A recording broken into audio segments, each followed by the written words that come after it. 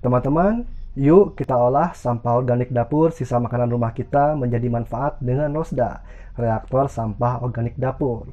Rosda mengubah sampah organik dapur sisa makanan di rumah kita menjadi manfaat berupa pupuk organik cair dan pupuk kompos. Info lebih lengkap silakan klik bit.ly/petani sampah atau follow Instagram @petani sampah. Terima kasih. Bismillahirrahmanirrahim. Assalamualaikum warahmatullahi wabarakatuh. Selamat pagi rekan-rekan sahabat YouTube yang luar biasa. Semoga dilancarkan rezekinya, dimudahkan segala urusannya. Amin ya robbal alamin. Salam kenal, saya Aldira. Di vlog kali ini eh, ya sedikit cerita ya. Setelah saya menyimak ayat Al-Quran. Oh, disclaimer ya, saya bukan ustadz, bukan kiai, bukan santri ya. Saya hanya sekedar menyampaikan apa yang saya dapatkan ini. Mudah-mudahan bisa jadi bahan inspirasi, bahan motivasi untuk rekan-rekan semua.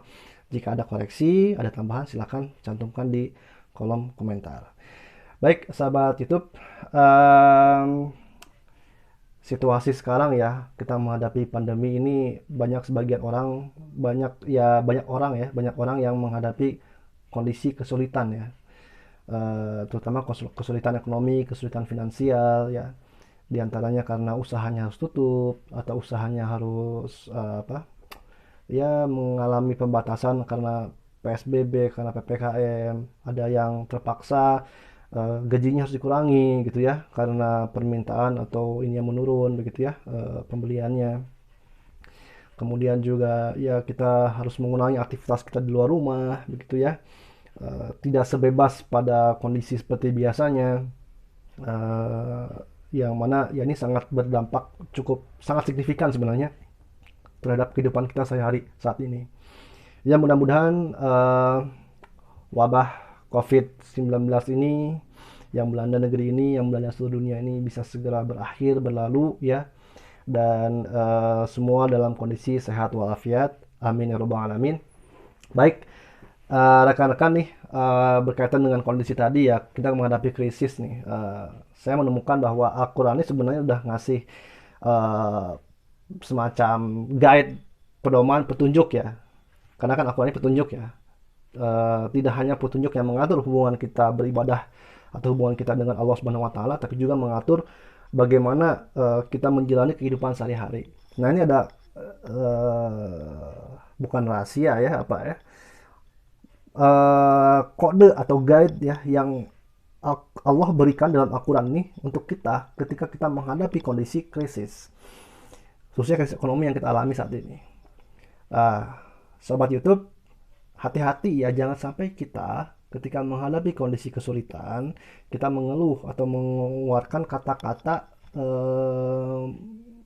menyalahkan kondisi atau apa ya istilahnya ya, kata-kata negatif lah, misalnya aduh gara-gara covid sialan ini misalnya, oh, salah sensor ya, gara-gara covid bla bla ini gitu ya, usaha saya ditutup, waduh gara-gara pandemi ini gitu ya, penghasilan saya jadi berkurang, gara-gara pandemi ini saya harus di rumah terus gak bisa kemana-mana gitu ya.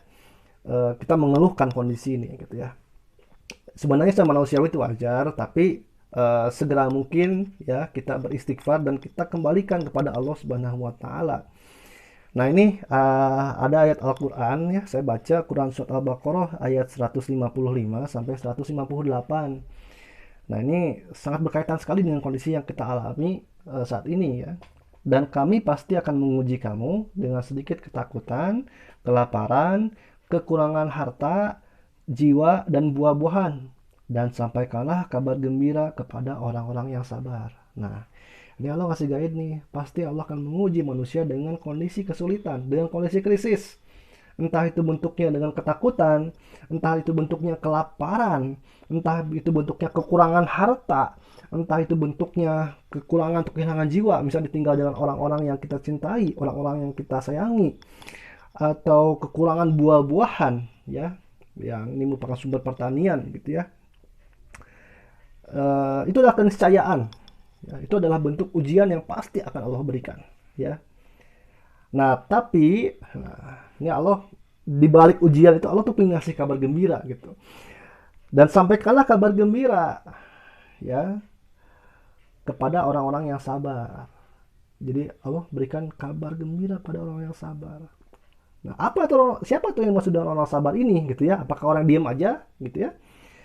Yaitu, ini Allah di ayat selanjutnya di ayat 156 menyampaikan orang-orang yang apabila ditimpa musibah, mereka berkata kalimat istirja, kalimat pengembalian kepada Allah Subhanahu wa taala. Apa itu kalimatnya?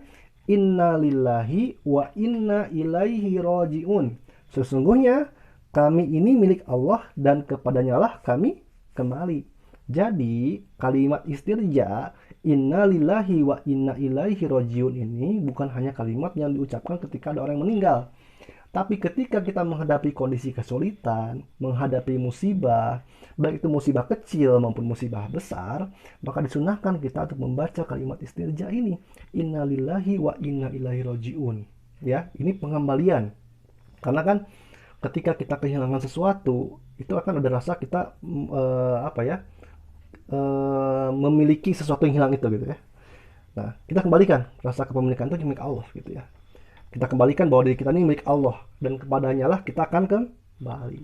Nah, ketika kita renungkan kalimat itu menghadapi kondisi kesulitan, kita ucapkan innalillahi wa inna ilaihi rajiun. Insya Allah ketika kita ucapkan itu dengan kondisi dengan ucapan yang sebenar-benarnya, itu kan kasaplong ya.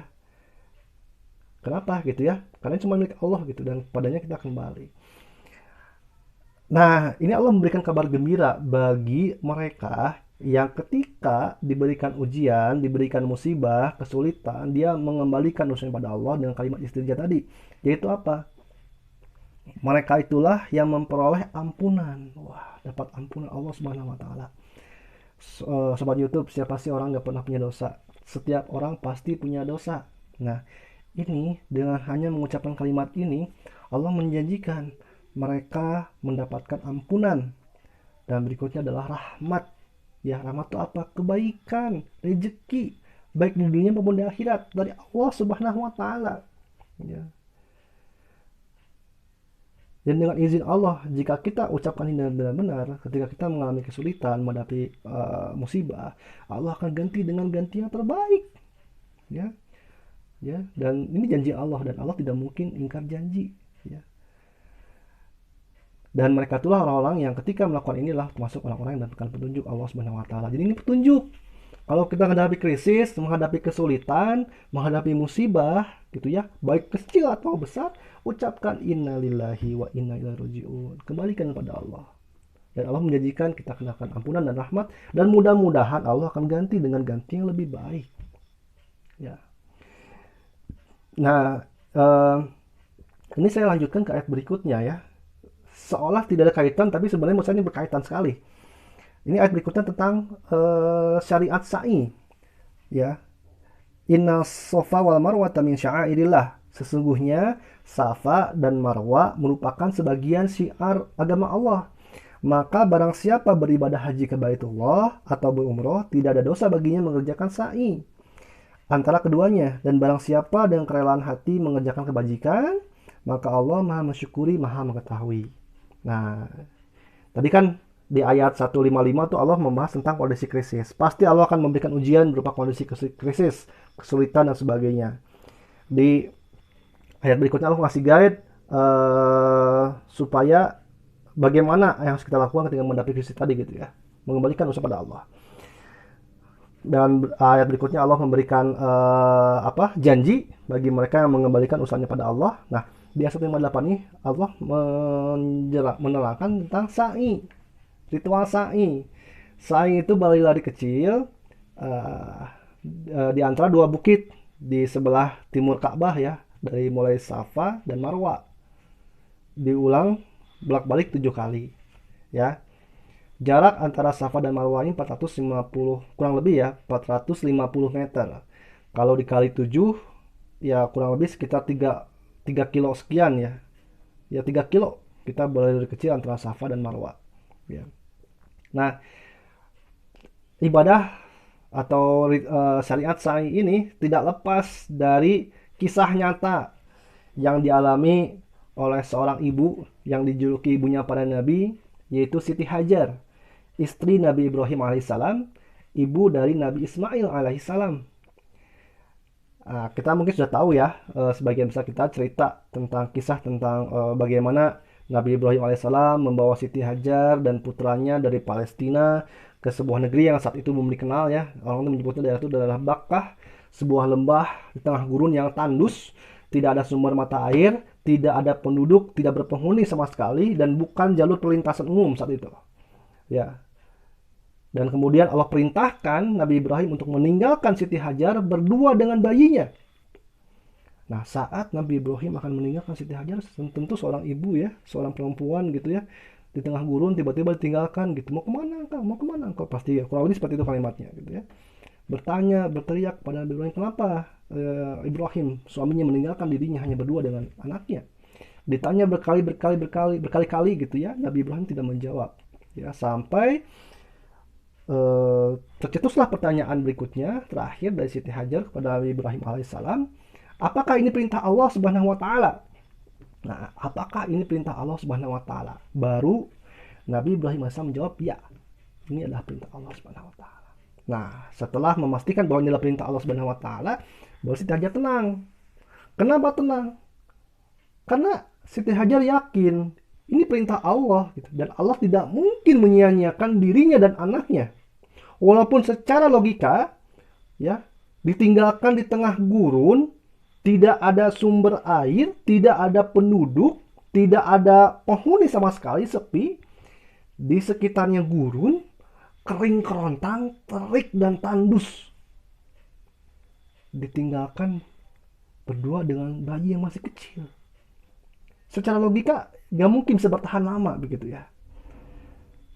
Tapi ketika mendapat jawaban di perintah Allah, yakin Siti Hajar bahwa Allah tidak mungkin menyanyiakannya. Nah, ini kunci berikutnya adalah pertama kita yakin dulu bahwa Allah pasti akan memberikan rezeki pada kita, gitu ya. Keyakinan yang total. Walaupun secara logik ya, nalar gitu, kayak nggak mungkin gitu. Apa kondisi krisis gitu. Jangan sampai kita berpikiran begini, kondisi krisis, aduh gimana mau bikin krisis ini, gimana usaha kita bisa maju dengan kondisi pandemi gini, gimana usaha kita bisa berkembang kondisi pandemi ini, gitu ya. Gimana kita bisa jualan dengan kondisi pandemi ini. Nah, hati-hati gitu ya. Itu bentuk istilahnya ketidakyakinan kita pada Allah Subhanahu wa taala, hati-hati. Ya. Karena Siti Hajar itu diuji dengan kondisi lebih-lebih dari itu, di kondisi yang sama sekali tidak terbayang. Tapi dia yakin bahwa Allah Subhanahu wa taala pasti akan menjamin kehidupannya. Nah, itu yang pertama. Kemudian kisah berikutnya itu sudah tahu ya, bagaimana ketika bayinya Nabi Ismail menangis kehausan, kemudian Bunda Siti Hajar ini akhirnya berikhtiar mencari air. Ikhtiarnya kemana? Ya, dia berjalan ke timur, ke arah timur laut, kemudian ke arah tenggara, ya, mencari-cari air dari dua bukit saat itu. Ada Safa dan Marwa. Sekali lagi, ini kondisinya di tengah gurun, panas, tandus, kering kerontang. Berlari dari Safa menuju Marwa demi mencari sumber air. Jarak Safa dan Marwa berapa? Kurang lebih 450 meter. Bolak-balik 7 kali. 4,5 kali 7 berapa? Kurang lebih 3,1 kilometer. Ya, jadi perjuangan Siti Hajar dalam mencari sumber air itu harus berlari-lari di antara dua bukit dengan total jarak tempuh 3 km di tengah gurun yang panas dan tandus. Bisa bayangkan nggak? Jangan bayangkan kondisi sekarang. Saya pernah umroh, sa'i gitu ya. Ruangannya udah enak lah. Udah ada AC, udah ada lantainya marmer. Di beberapa sudut itu disediakan air zam-zam. Jadi kalau misalnya ada jamaah yang terpaksa lelah harus berhenti, bisa berhenti dulu, bisa minum dulu.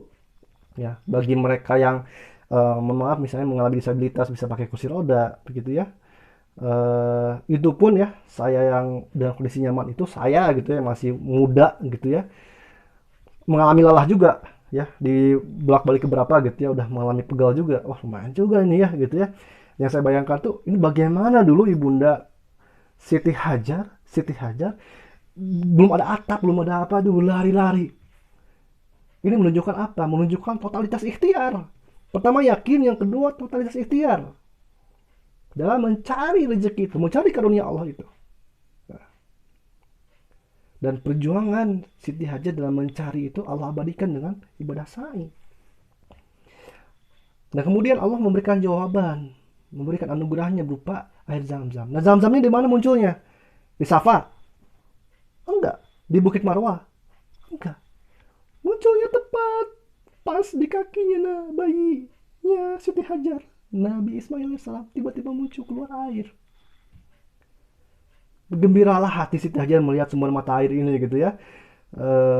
Kemudian dalam beberapa riwayat beliau mengucapkan kalimat Zam-Zam, artinya berkumpullah gitu ya. Kemudian membuat semacam tanggul ya untuk membendung si aliran air ini gitu ya.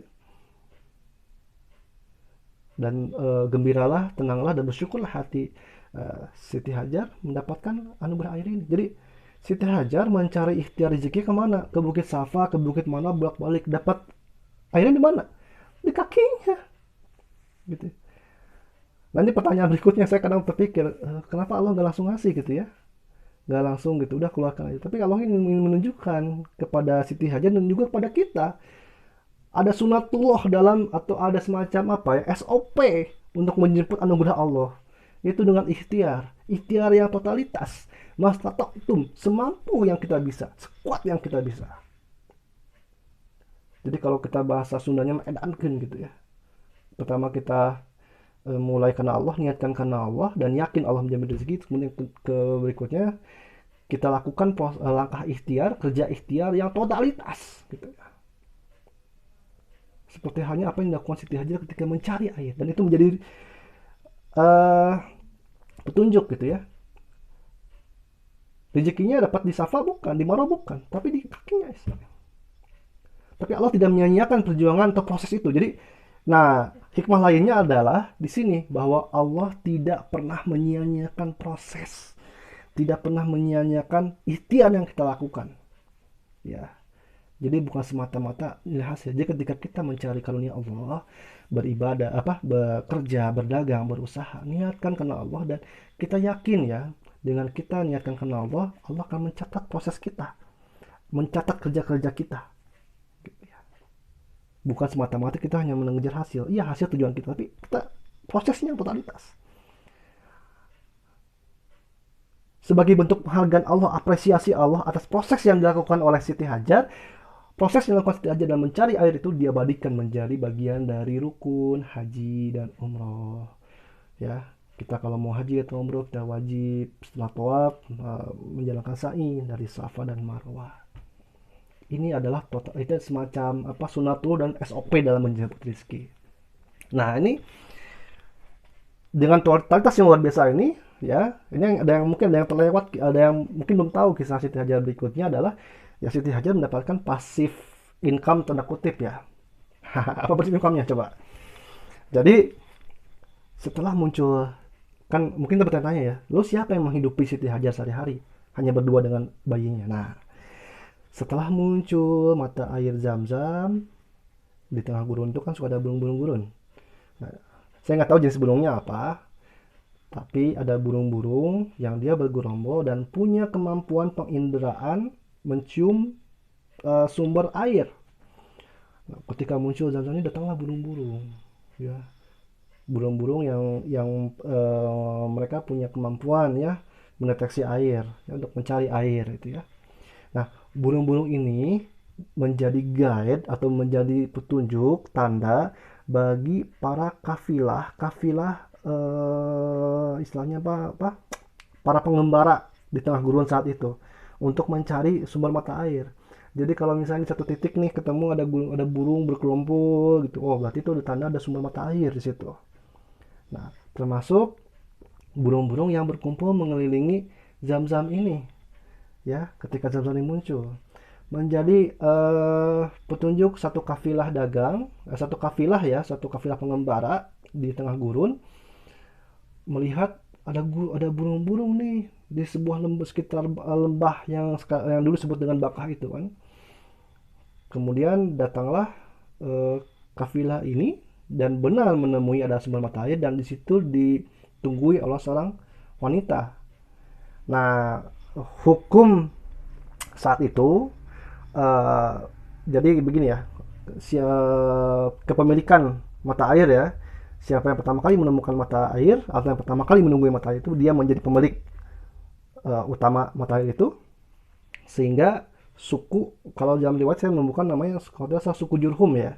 Suku Jurhum yang saat itu melihat ada burung-burung berterbangan, melihat di mata air itu ya, ada ditemukan mata air itu ada seorang perempuan yang tadi Siti Hajar tadi, dan meminta izin pada Siti Hajar untuk menetap, untuk pertama untuk meminta air, dan kedua menetap di sekitar tempat tinggalnya Siti Hajar.